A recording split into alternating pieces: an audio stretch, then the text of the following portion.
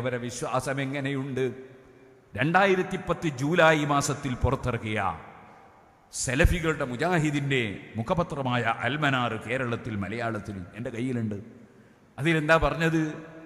നബി സല്ലല്ലാഹു അലൈഹി വസല്ലം തങ്ങളുടെ ചില വീക്ഷണങ്ങളിലും നയങ്ങളിലും പിഴവുകൾ സംഭവിക്കുകയുണ്ടായിട്ടുണ്ട് എന്നവർ.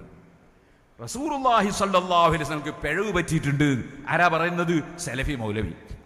അപ്പോൾ സലഫി മൗലവിക്ക് ജിബ്രീൽ നേരിട്ട് വന്നിട്ട് സലഫികളെ ഓഫീസിൽ വന്ന് പറയാൻ, നബിക്ക് പിഴവ് പറ്റിയിട്ടുണ്ട് കേട്ടോ, നിങ്ങൾ നേർക്കേരിയാണോ? ഇന്നാ ലില്ലാഹി വ ഇന്നാ ഇലൈഹി റാജിഊൻ. ഈ രൂപത്തിലുള്ള വിശ്വാസങ്ങൾ നബിതങ്ങൾക്ക് പിഴച്ചു എന്ന് പറഞ്ഞിട്ട് അവർ തന്നെ പറയാണ്. അത്തരം പിഴവുകൾ ആവർത്തിക്കാതിരിക്കാൻ അള്ളാഹു നബിയെ ആക്ഷേപിക്കുകയുണ്ടായി. അള്ളാഹുവിൻ്റെ റസൂലിനെ അള്ളാഹ് ആക്ഷേപിച്ചു പോൽ. എന്തിന്? നബിതങ്ങൾ പിഴച്ച കാരണത്താൽ. ഈ രൂപത്തിലുള്ള വിശ്വാസത്തോടെ ജീവിക്കുന്ന ഒരാൾക്ക് ഈമാൻ കിട്ടി മരിക്കാൻ കഴിയുമെന്ന് വല്ല മുസ്ലിമിനും പറയാൻ കഴിയുമോ? വളരെ ഗൗരവത്തോടെ ചിന്തിക്കണം.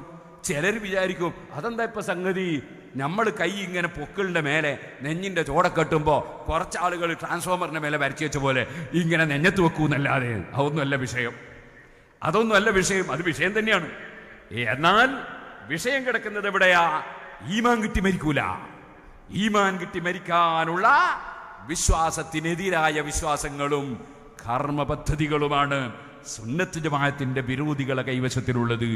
അതുകൊണ്ട് ഒന്നാമതായും രണ്ടാമതായും മൂന്നാമതായും വിദേശത്തുള്ളവരോടും നാട്ടിലുള്ളവരോടും ചെറിയവരോടും വലിയവരോടും കാരണവന്മാരോടും ചെറുപ്പക്കാരോടും കുട്ടികളോടും പുരുഷന്മാരോടും സ്ത്രീകളോടും വലിയ സാമ്പത്തിക ശേഷിയുള്ള പണക്കാരോടും പാവപ്പെട്ട തൊഴിലാളികളോടും ഏതൊരാൾ അല്ലാഹുവിന്റെ റസൂലിന്റെ ഉമ്മത്തിൽപ്പെട്ടവരുണ്ടോ, റസൂലുള്ളാഹിന്റെ ഉമ്മത്തുകളോട് മുഴുവനും പറയാനുള്ള കാര്യം, പരിശുദ്ധ അഹ്ലുസ് സുന്നത്തി വൽ ജമാഅ നമ്മുടെ മുൻഗാമികൾ നടന്ന വഴി അത് 100% പിന്തുടർന്ന് ജീവിക്കാൻ നമ്മൾ പ്രതിജ്ഞയെടുക്കുകയും അതിൻ്റെ പുരോഗതിക്ക് വേണ്ടി, അതിൻ്റെ നിലനിൽപ്പിന് വേണ്ടി, അതിൻ്റെ ഗുണത്തിനു വേണ്ടി, അതിൻ്റെ പ്രചരണത്തിനു വേണ്ടി നാം പ്രവർത്തിക്കുകയും സഹായിക്കുകയും സഹകരിക്കുകയും വേണം.